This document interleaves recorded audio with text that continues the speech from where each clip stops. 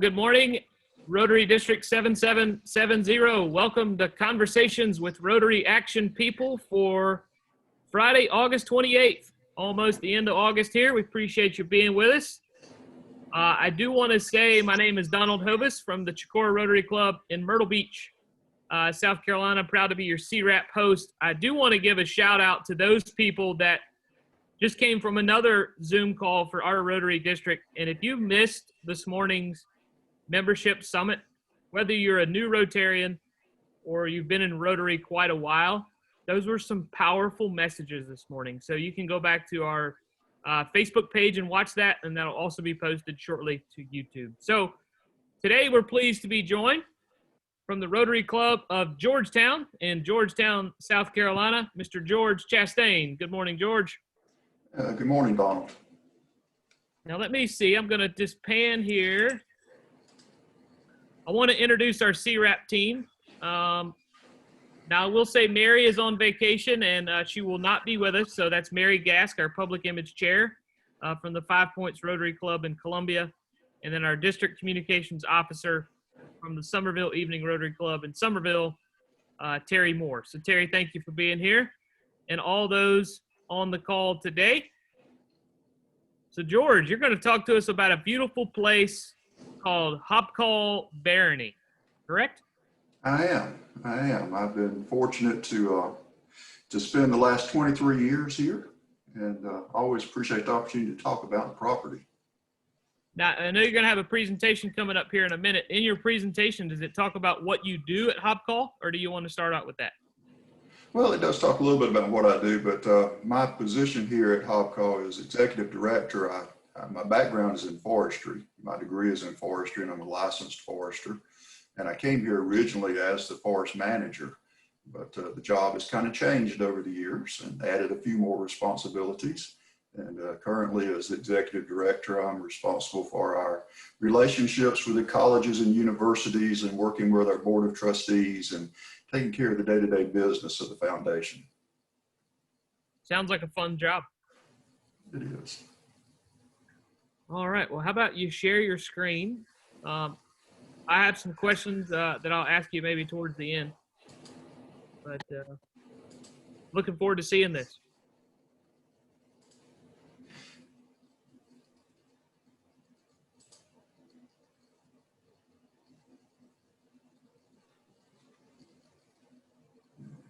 Let's see here.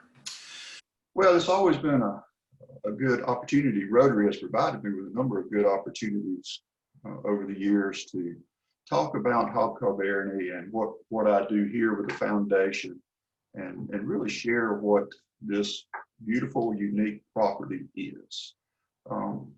It's not something that everybody knows about. I know one of my trustees, when I first came on the job here at Hobcaw Barony, told me that the property was the best kept secret in South Carolina. And to a certain extent, I think that probably is still true. It's something that but we're working on. We're working to try to share our story. If you're not familiar with the property, it is located in Georgetown, between Georgetown and Pawleys Island, east of US 17.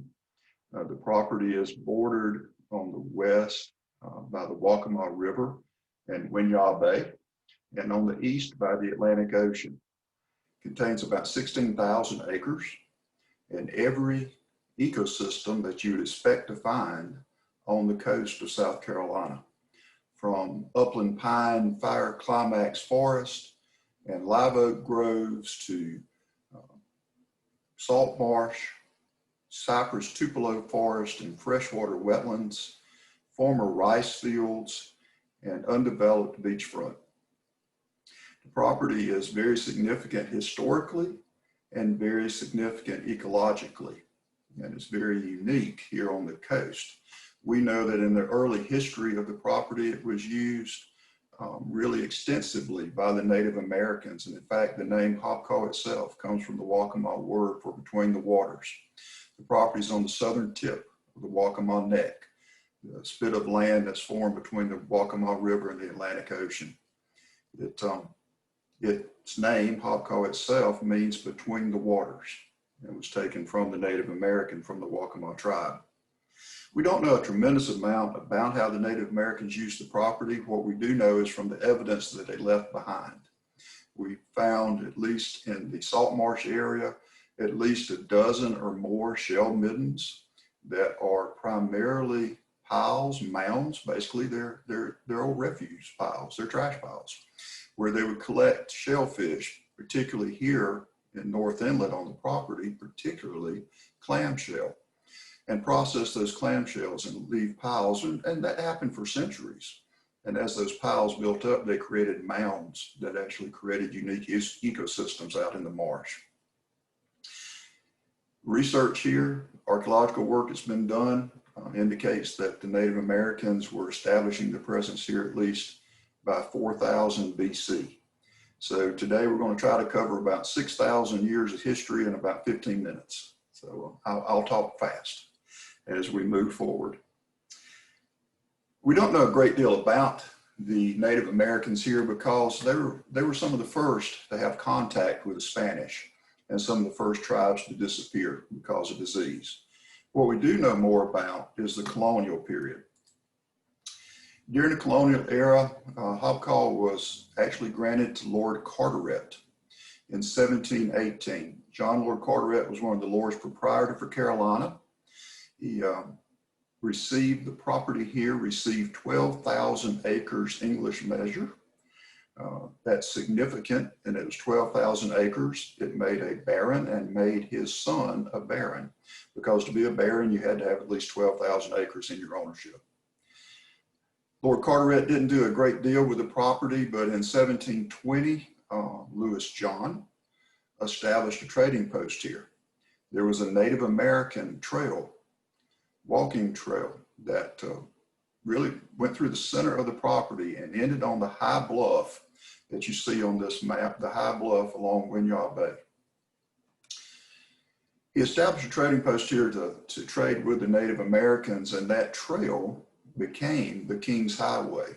So for any listeners from the Myrtle Beach area, if you're familiar with the King's Highway, this is the southern tip of what became the King's Highway. John Lewis continued to trade, and archaeological work done here in the last couple of years have, we believe, located the site of his 1720s trading post. They have located a structure on the bluff just behind Rabbit Island overlooking Winyah Bay that had good access from the water, but also good access to the Native Americans, and contained a structure from the 1700s, predating actually the city of Georgetown. By 1730, Lord Carteret had sold the property to John Roberts and 3 other investors. They purchased the property and began to divide it and sell it. They were speculating on the property, separating it into separate plantations, and had divided the entire land grant and sold it by 1766. Early residents here, early settlers, produced lumber and naval stores for export. They also produced cattle and free-range cattle on the property and sheep, and experimented with indigo. We know that the naval stores was a major part of what they did, and we can locate 16 separate earthen tar kilns on the property today from the 1700s. These are earthen mounds that were used for the production of naval stores, really used for the process of separating the resin from the heart pine wood from longleaf pine that went into waterproofing in the wooden ship industry.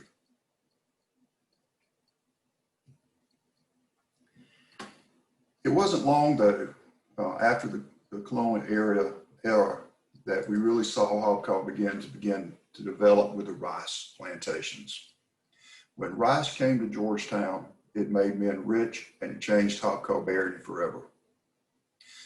The areas along the rice fields, the areas along the river were converted to rice fields. Over 2,000 acres on the property, shown here on this slide on the map, along the Waccamaw River. The bottomland hardwood forest and brackish marshes were converted into rice fields with slave labor. Those areas were cleared, diked, drained, ditched, and water control structures put in place to allow for the production of rice. By 1860, rice had really become king in the Georgetown district. We know that William Algernon Alston had purchased a number of these plantations, and actually the Alston family owned pretty much the entire Waccamaw Neck from what is today modern-day Hobcaw Barony all the way through Brookring Gardens to Murrells Inlet. John Algernon Alston was the largest owner in the Alston family. By 1860, he was producing 1.8 million pounds of rice with 400 slaves in the Georgetown district. And Georgetown was second only to Calcutta, India, in the production of rice and the export of rice. Rice production continued on the property even after the Civil War. The cottages that you see here in the center photograph are located on Hobcaw on Barnyard Village. Barnyard was one of the later plantations that was cut from the original land grant. And these structures actually were built after the Civil War and were homes for freedmen that continued to work the rice fields, African Americans that continued to work on the property for wages after the Civil War. The bottom photograph is a remnant of a former rice mill on the property, one of 37 historic structures that remains here today. Rice production went into a decline after the Civil War. There were problems with labor, of course, with the loss of slave labor, and there was competition, cheap rice, that was coming from the western states. And in the 1890s, a series of devastating hurricanes impacted Hobcaw Barony, did a tremendous amount of damage to the water control structures and dikes here in the rice fields, and the owners simply did not have the funds to rebuild after the war.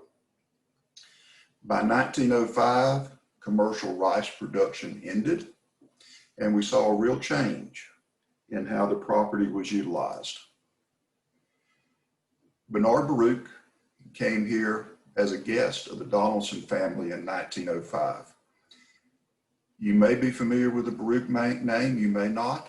Bernard Baruch was born in Camden. His father, Simon Baruch, had immigrated to the United States in the mid-1800s and 1850s. Settled in Camden. After the war, returned to Camden and started his family there. Bernard Baruch was one of his 4 sons born in Camden. By the time, though, that he had reached the 5th grade, Simon had moved the family to New York. And Bernard Baruch made his fortune in New York. He graduated from New York City College, the free public college. Now, if you Google that college, you'll find that it's named Baruch College.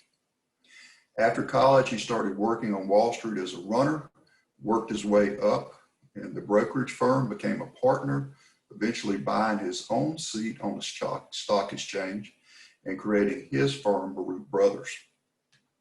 In 1905, he was looking for a place to set up his winter home, a place to get away from the pressures of the business world and return to South Carolina for the winter.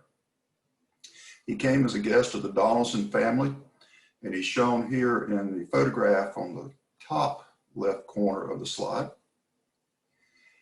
after a morning's hunt. In that visit in 1905, his hunt was so successful the first day, he decided to buy the property and made his first purchase that weekend. By 1907, he had acquired the 16,000 acres that we own today and established his home at the old Friendfield house. The pile of ducks you see is a result of an average morning's hunt on Hobcaw in the early 20th century. This is before the days of game laws, obviously, and when wildlife was much more plentiful. Bernard had 3 children. He himself was Jewish. His wife was Episcopalian. The 3 children, Belle Jr., Bernard Jr., and Renee, were raised in the Episcopal faith. The daughters were. The son was raised Jewish. In the photograph here, you see Bell Baruch, the oldest child, after a hunt here on the property. Baruch would bring his family here in the early years from 1905 up until the 1920s and used this primarily as a family retreat. But in 1930, the house that he had purchased burned to the ground, and he rebuilt on the same site using fireproof materials to build the Hobcaw house, the house that you see here on the slide. Hobcaw House was designed by LaFi & LaFi, a Columbia, South Carolina architect, and built with a steel frame structure and masonry construction as a fireproof home. It has 8 servants' rooms, 9 bedrooms, 10 full baths, and 11 fireplaces. The joke is that when the house was built in 1930, there was more plumbing in Hobcaw House than there was of all of Georgetown. And there might be some truth to that. During the 30s and 40s and into the 50s, Bernard Baruch used the house primarily for entertaining and often had guests from New York, from Washington, from the theater, from the art world, from the political world, and from the business world visiting him here at Hobcaw. The joke was that if you were an acquaintance of Bernard Baruch, you got a duck from Hobcaw. If you were a friend, you were invited to Hobcaw to shoot your own.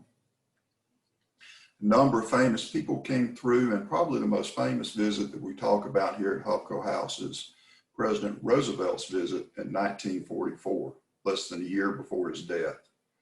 He was suffering from congestive heart failure and really was turned over the entire plantation to him for a month for him to stay here and recuperate.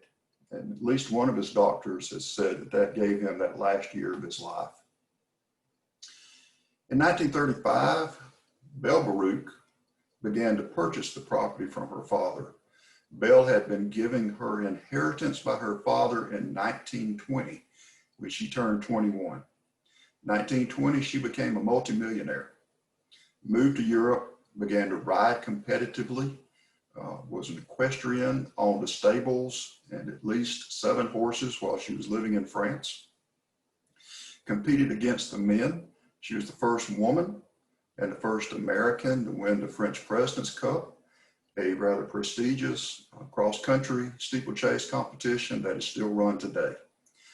However, she was not competing as an American because the American embassy would not grant credentials to a woman to compete.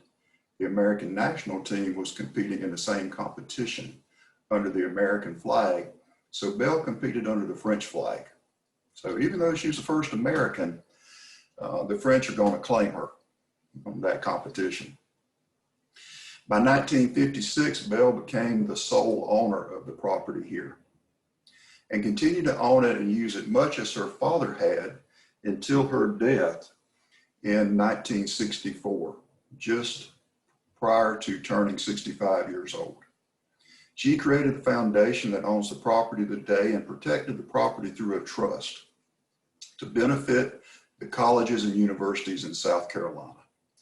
Today, we still have 37 historic structures on the property and operate a small education program through the Discovery Center. We also have university facilities located on the property with Clemson University and the University of South Carolina. Clemson began their research program here in 1968 in forestry, followed 1 year later in 1969 by the University of South Carolina and their marine biology program. The next major advancement in our research program was in 2017, when Coastal Carolina and Francis Marion universities joined our on-site research program to conduct humanities research, mainly in archaeology, anthropology, and history. The mission of the foundation today is to conserve Hobcaw Barony's unique natural and cultural resources for research and education. And we do that through our partnerships with our resident universities. The property's been honored and recognized for our conservation work by a number of organizations, In 1994, it was listed on the National Register of Historic Places.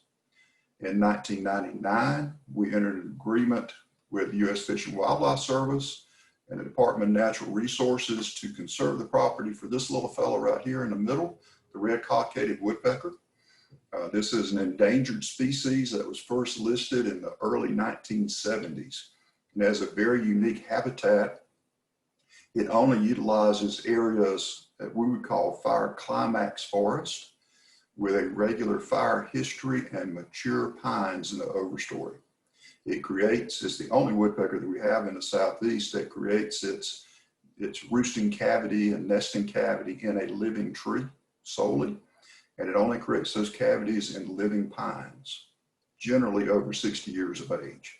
So it's a very specific habitat that it requires. The property is also in 2000, our forest management program was certified by the American Forest Foundation's Tree Farm Program. 2003, we were recognized by the Audubon Society as an important bird area. And in 2014, we were recognized by a national program as a stewardship forest and nominated by the South Carolina Forestry Commission. Today, our research and education program continues to grow, although it is down due to COVID-19 about 70% this year. With the closure of the universities and the impacts of COVID and the restrictions on travel, we've seen a dramatic decrease this year in our research activities. However, in the last decade, we've had over 74 different institutions conducting work here, with over 200 research projects in those last 10 years. These researchers come from all over the country. They are primarily from the United States, but in the last few years, we've also had University of Essex here. So we've had some researchers from Europe working here, as well as researchers from the China Institute of Technology, where they're doing work on invasive species. The reason why researchers come here is because of this unique habitat that we can provide and we protect. And if you'd like to learn more about Hobcaw and learn more about what we do, you can always visit our website at hobcawbarony.org. Thank you, Donald, for the chance to speak. I tell you, that's a beautiful scene right there. Absolutely gorgeous. So for those that are watching this and may have some questions, and it was just posted in the chat, can someone visit Hobcaw? Is it open to the public? It is open to the public. We do have tours and programs. Right now, we are impacted by COVID, just like every other site in the country and in the state. So right now, our programs are limited to outdoor programming. But normally the house itself, the Hobcaw House, is open for tours Monday through Saturday. We also have educational programs. We have about 35,000 visitors a year.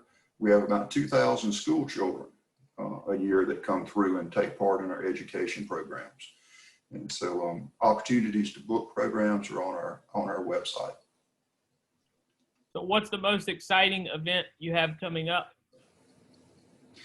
We've had a few things delayed, of course, with COVID-19 and the things going on there. But one of the more exciting things I think we've got coming up that was planned for this fall has been put off until the spring now because of travel restrictions, is a visit by Lord Spencer. We are preparing to celebrate our 300th anniversary of John Lewis's first structure here on the property.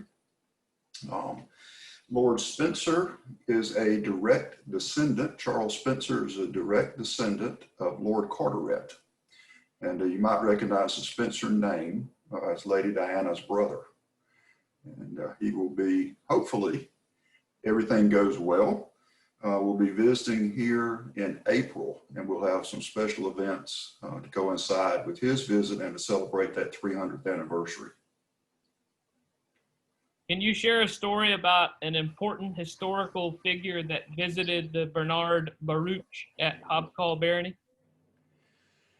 A number of People visited here, of course, over the years. I mentioned President Roosevelt's visit.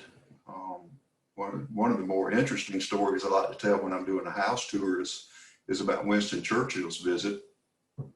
Winston Churchill and Bernard Baruch had met and became friends after World War I. They both served on the Paris Peace Conference after the war. And they struck up a friendship and became lifelong friends and would visit each other almost annually. In 1931, Churchill was out of government at the time. He was visiting New York on a book tour sponsored by Bernard Baruch, and was going to Baruch's apartment for the dinner. Forgot the address. The cabbie couldn't find the apartment, got frustrated, told the cabbie to stop, stepped out of the car, forgot he was in New York, not London, and stepped into traffic and was hit by an oncoming vehicle.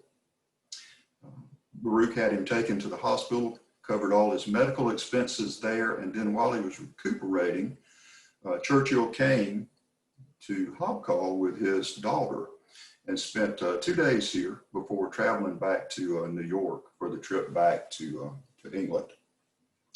While he was here, the evening meal, it's a great story. One of the African-American workers that worked as a cook here in the house told us the story in our oral history. She had prepared greens, turnip greens, for dinner that night. Bernard Baruch had this habit that he ate very fast, and when he was finished, the meal was over. So that night, late during the night, the cook was still working in the kitchen, and she heard somebody rustling in the kitchen. Opened the door, and it was Winston Churchill. He was looking for the leftover greens that had been so delicious at dinner. Now, if you've read some stories about Churchill, you know he was not necessarily the most private man. And the story goes that he was in the au naturel when he wandered into the kitchen and surprised the cook buck naked, looking for the greens that were left over from dinner. Well, she got him the greens and got him a bowl and then left and left him with it. But needless to say, she related in her story, she was quite surprised to see the Prime Minister, all natural, standing in front of her in the kitchen at Hobcaw House. Is it true that in the South Carolina, the chandelier that's in the South Carolina governor's mansion was purchased by Bernard Baruch? It was. The story behind that is that Jimmy Burns, a famous South Carolinian, an amazing man, amazing story in itself, but a controversial story as well. Jimmy Burns was governor of South Carolina, and Bernard Baruch and Burns had been friends for many years. Baruch was visiting with Burns at the governor's mansion in Columbia and had dinner there at the house. And in the dining room was a very small light fixture. And Baruch felt like not only was the governor's mansion not in the state of repair that it should be in, but the light fixture in the dining room did not suit the governor's mansion. So he purchased a chandelier and had it delivered and installed to the governor's mansion, and that chandelier is still in the governor's mansion in Columbia now. How do you conduct a prescribed burn? I did mention that we do prescribed burning on the property. Prescribed burning is an important part of our red-cockaded woodpecker habitat management and our wildlife management on the property. Our forests here in the Southeast are very much fire climax forest. We see what's going on in California now with wildfires. And one of the ways that we try to minimize the wildfire risk here is by doing prescribed burning. Prescribed burning does take a lot of planning.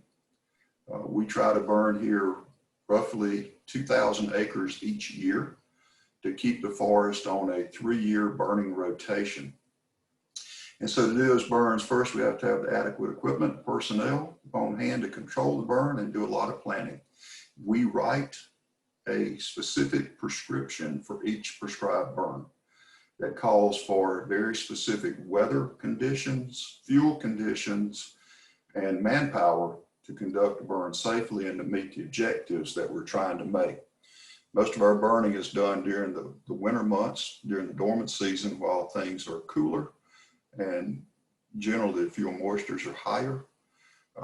The day of the burn the weather forecast is critical for that burn. And if we don't have the forecast the day we plan to burn, that burn is postponed until we get the forecast that we're looking for.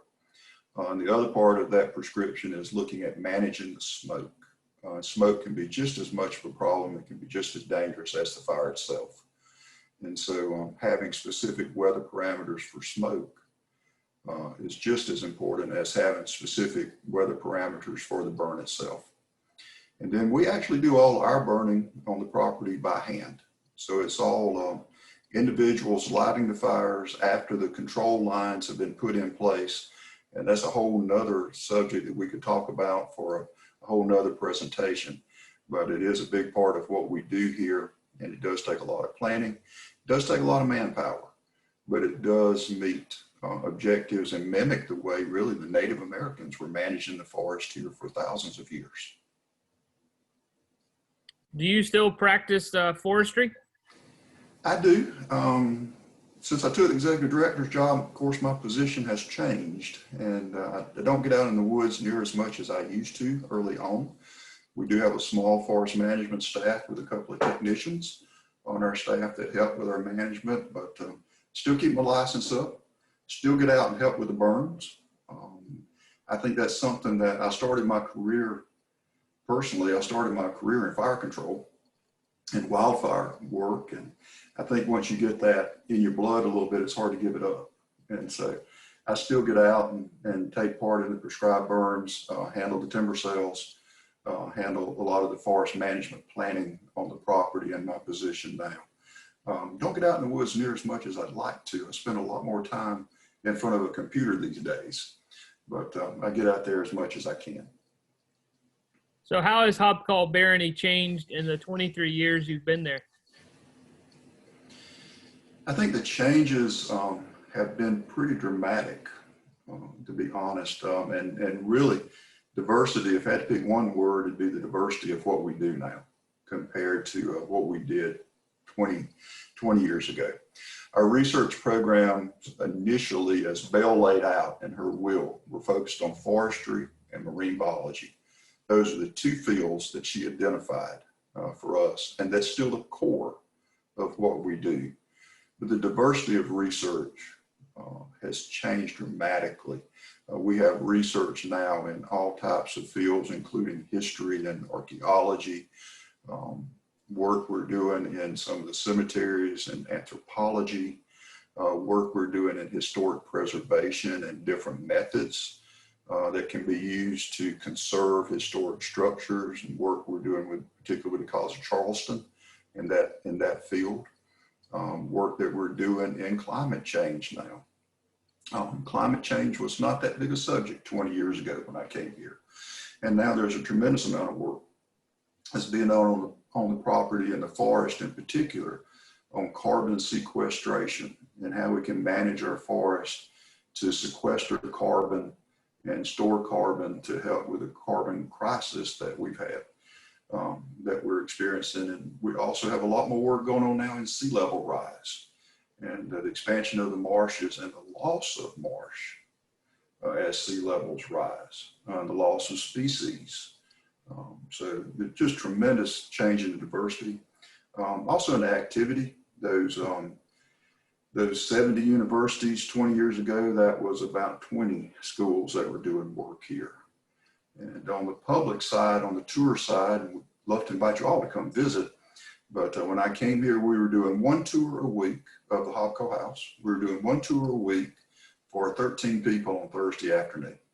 And now we're doing about 35,000 people a year. So things have definitely grown in that area as well. So is the Hobcaw House full of antiques? It is. It's not as much. Well, I guess at this point they're getting close to antiques. Most of the furnishings in the house were purchased in 1930 when the house was built. The artwork in the house and the furnishings are all from the Baruch family. Everything comes from the Baruch family collection. The artwork in particular is art that was collected by the family or commissioned by the family. We've got 27 watercolors and 7 oils by Aston Knight, for example, that are pieces that were actually commissioned by Bernard Baruch from Aston Knight, one of the largest private collections of his works anywhere. Knight's works in the Hobcaw House, but they also hang in the White House. So he's a pretty well-known artist from the early 20th century. The furnishings, most of the antiques, there's things that were in the house before the fire in 1929 were lost in the fire. And so new furnishings were purchased when the house was built. The fine antiques and the silver collection, those things were actually in the family's home in New York and never here at Hobcaw House. But if you'd like to see the silver collection, it is now in the McKissick Museum in Columbia at the University of South Carolina. So they've been shared in a few different places over the years. Have there been many archaeological finds on the property there? Archaeology is really kind of a new field for us. You know, we've only been doing it for a few years. So we haven't found a great deal yet. One of the most significant was on the bluff there where Hobcaw House is located on Wynyard Bay. 2 finds there. I mentioned in my presentation that we think we have found the site of the trading post from the 1700s. Just east of that, a Native American village has been identified that dates from 2 different periods of occupation. One period from about 2000 BC and one period from about 4000 BC. And so that is one of the earliest occupation sites that's been identified in Georgetown, in this area. And we think it's going to become a fairly significant archaeological site. The other site that we've been looking for years is the site of San Miguel, the first Spanish settlement in South Carolina. No evidence has been found of that. That's what really prompted a lot of the early archaeological research. And now the archaeologists are feeling more and more that that site is much further south and may even be as far south as the Sea Islands of Georgia. So that's going to be a big search to search from here all the way to the Georgia coast, looking for one village. But that's been unfortunate. We've not been able to find much Spanish evidence here. So can you explain a typical visit to Hobcaw? What is one likely to see? Mm-hmm. Our typical daily tour, pre-COVID, which is what we hope to get back to soon, is a 2-hour tour of the property that starts out at our Discovery Center at our front entrance with a short welcome and presentation there and video, and then traveling on our bus, our little mini bus, out onto the property, down to the Hobcaw House, spending some time going through the first floor of the house. We'll spend about 30 to 45 minutes in the house itself, talking about the Baruch family and the history there and looking at the furnishings and artwork in the house, telling a few more stories about FDR and Churchill and a few of the other visitors like Jack London and others that were here. We might even talk about Elliot Roosevelt's book, Murder at Hobcaw, and what he thought about Hobcaw. If you're ever looking for a quick read, that's one I can relay. Then we will go by Belfield House, which is another historic home here on the property, which was Bell Baruch's home, built in 1937. It is not open to the public, but we do tour the grounds of that house. And then we'll stop through one of the former slave villages, the Friendfield Village, which is the most complete of the villages remaining on the property, has cabins from the original slave street that date to the 1840s. It also has cabins that date to the 1920s that were freedmen's residence, and the church from the 1890s. And we'll spend some time there, and then back out, seeing some of the forest and some of the other ecology on the property, back out to the front entrance. That is the typical daily tour. Then we have special tours that focus on individual historic sites, like focus tours on the villages themselves, or cemetery tours for some of the other important historical sites, and also ecological based tours that are offered seasonally. Excellent. So how many employees do you have? Foundation has 12 employees, so we're a fairly small group. Those employees work in development and fundraising, in administration, as educators, doing both our school programming and our public programming, and maintenance on the property. And then the last thing for you is, can artists come and paint at your property? We do have a program that we're trying to get started. We do two different things with artists. One with the colleges and universities, where college groups such as Coastal Carolina, we've done this program with them with their OLLI program, where painters travel here as a group as part of their adult learning series and have an opportunity to do works here on the property. We also offer some opportunities through our Discovery Center and similar programs where we offer group access. And then the third opportunity that we have is artist in residence. We've been very fortunate to have a couple of artists in residence in the last few years. Mara Kinney being the one that produced the most works, and you can actually search Kinney online and see some of her works of Hobcaw. So we've got really three opportunities, but the most successful has been the OLLI program and the continuing ed program with Coastal Carolina.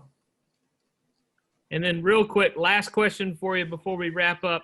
Are any structures threatened by the sea level rise on Hobcaw? None of our historic structures are threatened. I think sometimes people in the past had more wisdom than maybe we do today.